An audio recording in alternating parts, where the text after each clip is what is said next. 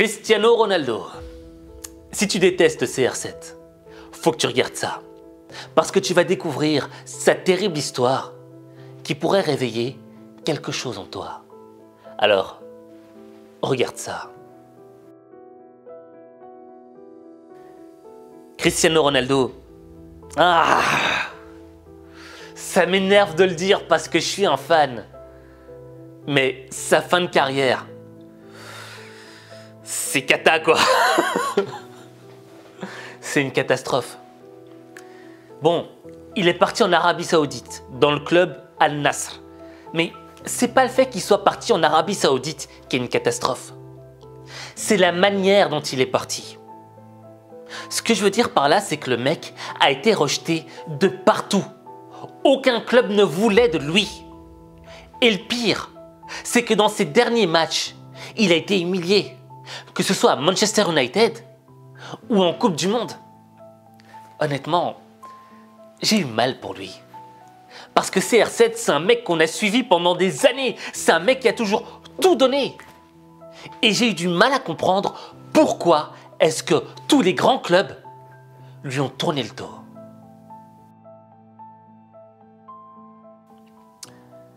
Je me corrige. C'est pas pourquoi est-ce qu'on a tourné le dos à Cristiano Ronaldo. C'est pourquoi, quand Cristiano Ronaldo a tourné son dos, tout le monde lui a mis des coups de couteau dans le dos. J'ai peut-être une explication. Tu vois, CR7, honnêtement, c'est quelqu'un de dur, quelqu'un de difficile. Pourquoi? Parce qu'il est extrêmement exigeant. Le mec veut tout gagner. Et comme il veut tout gagner, il se donne tous les moyens possibles pour atteindre les victoires. Mais un gars comme ça, il n'est pas à 100% dans son truc. Il est à 1000% dans son truc.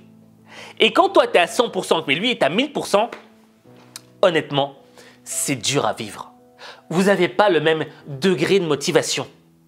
Et quand tu ne suis pas, tu as envie de lui dire, mec, t'en fais un peu trop, quoi. Laisse-nous respirer. Donc, je peux comprendre que certains clubs, certains joueurs en ont un petit peu marre de Cristiano. Mais d'où vient cette exigence, cette volonté d'être le meilleur à tout prix? Eh bien, le déclic, Cristiano, il l'a eu à la mort de son père.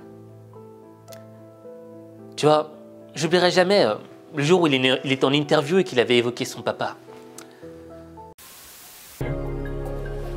What's the sadness for you? To be the number one and I don't see nothing, don't see to receive awards, to see what I He never saw how great you No. became. all Right. my family see, my mom, my brothers, even my old son, but my father he didn't see nothing. Le gars était en larmes.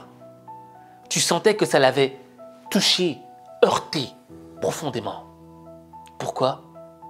Bon, on va pas se mentir. Son papa était un alcoolique. Il noyait sa détresse, sa tristesse dans le fond d'une bouteille d'alcool. Et Cristiano, il voyait ça. Et ça le mettait en rage. Il supportait pas de voir son père dans cet état-là. Il estimait que son papa valait mieux que ça. Et tu vois, en ayant réussi dans le foot, en étant dans un grand club de foot, il espérait lui montrer l'exemple, lui dire « Papa, tu vois, c'est possible, on peut changer notre vie ». Alors qu'il était encore dans le début de sa vingtaine, son père est décédé. Et je pense qu'il y a eu une réelle frustration intérieure. Une frustration liée à l'injustice du fait qu'il n'a pas réussi à changer son père. Il n'a pas réussi à voir son père heureux. Son père sans alcool. Son père sans démons. Il vit au fond de lui, avec cette triste image de son père, qui pourra jamais changer. Et donc, cette frustration qui habite son être, il a décidé de la transposer dans quelque chose de positif. Il a décidé d'être le meilleur joueur de l'histoire de football au monde. La raison pour laquelle l'homme est dans une exigence extrême, qu'il refuse de jouer petit, qu'il veut toujours être au haut niveau. Pourquoi? Pour la mémoire de son père. Parce que peut-être que quand son père était vivant, il n'avait pas réussi à transformer les choses. Mais lui, en se transformant, en devenant le meilleur, il espère que son père, qui le regarde de là-haut, se dit « Merci, fils ».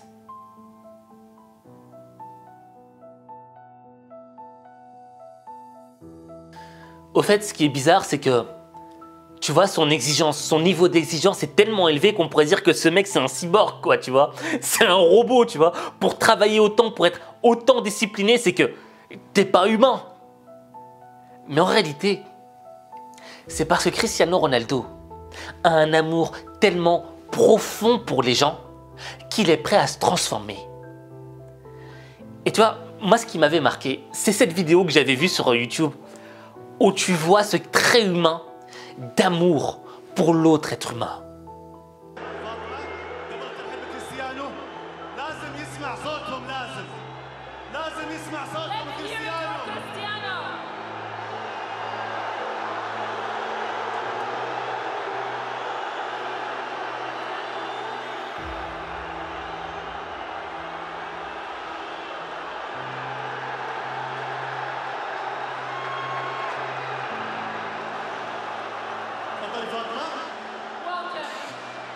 Hello, Ronaldo. Hello. Welcome to your new home. And how does it feel to finally be here?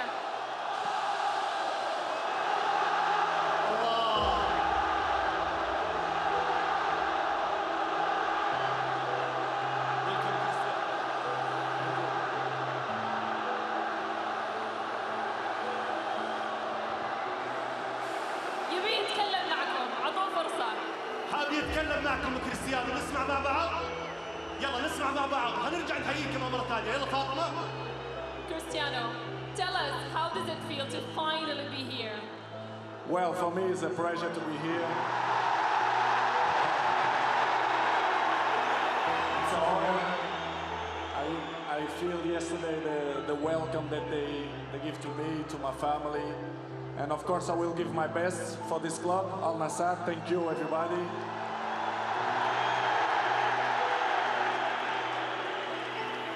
وش رايك بالاصفر علي يا تركي؟ ليك بقى؟ جميل. وش رايكم بالاصفر على كريستيانو؟ كلام كبير. They're saying Cristiano yellow really suits you well.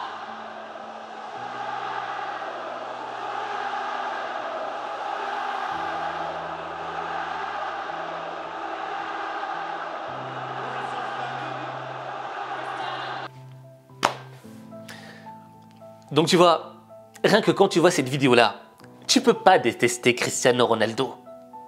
Parce que tu vois que le mec a un amour profond pour les gens.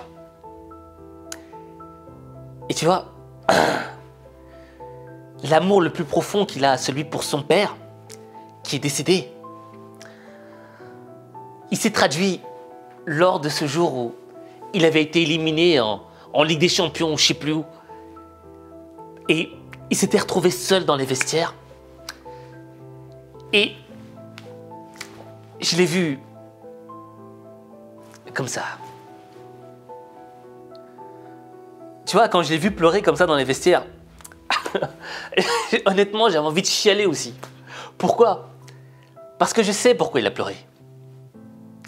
Tu vois, c'est parce que quand il perd un match, c'est comme si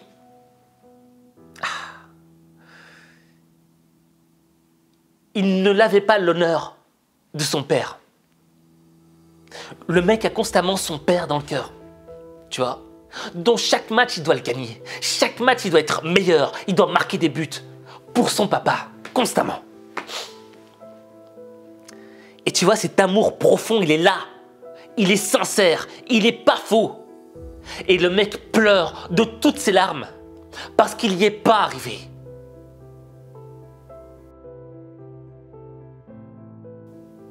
L'année 2022 a été une année terrible pour Cristiano Ronaldo. D'abord, rien ne s'est passé comme il l'espérait avec Manchester United, son club de cœur, le club qu'il a vu fleurir. Je sais pas si je peux dire fleurir, mais bon, je le dis. Tu vois?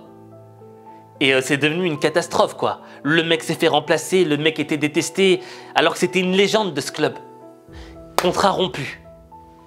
Ensuite, Coupe du Monde. Dernière chance de briller. Il joue même pas. Il est remplaçant. Et il se fait éliminer face au Maroc. Mais il y a encore plus pire. Il a perdu un enfant. Et depuis la mort de son père, c'était la chose la plus terrible qui lui était arrivée. Il avait dit ça en interview. C'est probablement le pire moment qui me soit arrivé dans ma vie depuis la mort de mon père en 2005. Quand vous avez un enfant, vous vous attendiez à ce que tout soit normal. Et quand vous avez ce problème, c'est difficile. En tant qu'être humain, moi et ma femme, nous avons eu des moments assez difficiles. Car nous ne comprenons pas pourquoi ça nous est arrivé à nous. C'était difficile. Pour être honnête, c'était très, très difficile de comprendre ce qui se passait dans cette période de notre vie. Quand on a vu Cristiano en pleurs, lors de son dernier match en Coupe du Monde, marchant comme ça, tu vois, ses larmes, c'était quoi? C'était son père, c'était ses problèmes, et c'était l'enfant qu'il avait perdu.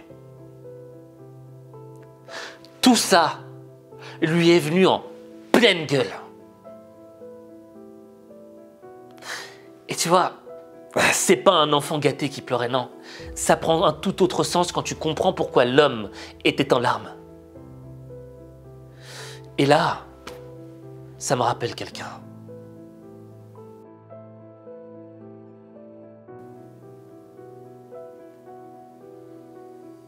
En réalité,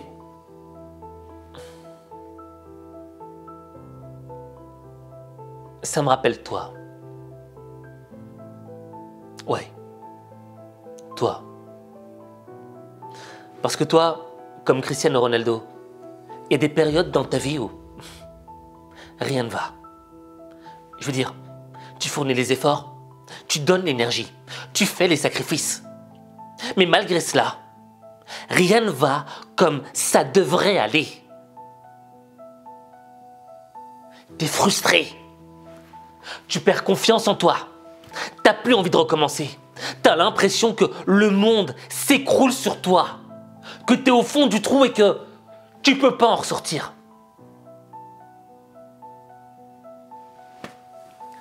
C'est la raison pour laquelle j'ai dit que tu peux pas détester Cristiano Ronaldo. Parce que dans Cristiano Ronaldo, il y a un peu de toi. Et tu peux pas te détester toi-même. CR7, il a ses défauts, il a ses qualités, mais il reste un être humain qui a un amour profond pour les autres et également pour lui-même.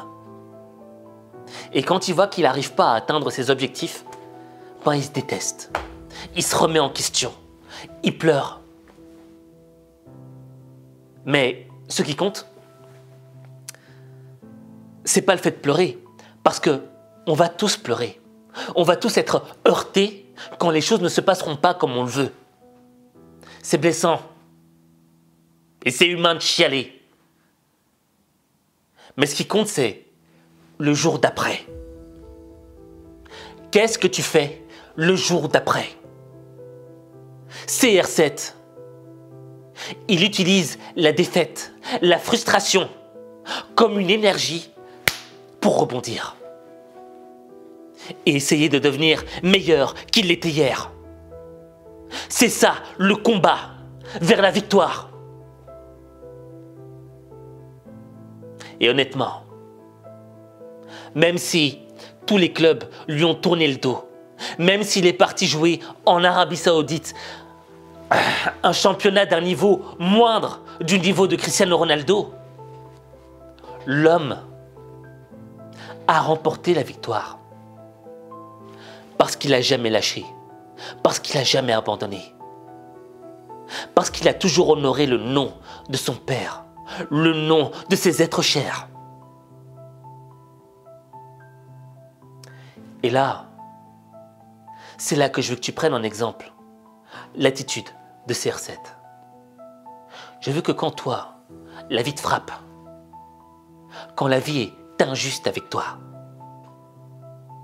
je veux que le jour d'après, tu réutilises cette haine, cette frustration, cette rage pour rebondir et devenir meilleur aujourd'hui que tu ne l'étais hier. Parce que tu as le potentiel. Parce que tu vaux quelque chose. Tu vois, Cristiano Ronaldo, il croyait en son père jusqu'au bout. Il croyait au potentiel de son père jusqu'au bout. Et même quand son père est mort, il a continué à se battre parce qu'il croyait encore en lui. Il avait toujours l'espoir que son père le regardait de quelque part là-haut. Toi, tu es encore vivant. Et tu as aussi un potentiel. Tu as aussi quelque chose en toi. Malgré que les gens puissent te dire ou te faire croire que tu vaux pas grand-chose, je donne ma main à couper que tu vaux quelque chose. Mais pour voir quelque chose, il faut que tu passes à l'action. Et l'action, c'est maintenant. C'est de te préparer aujourd'hui pour le jour d'après. Et quand tu seras prêt pour le jour d'après, tu transformeras ta vie. Mais ta vie, il n'y a que toi qui peux la transformer. Il n'y a que toi.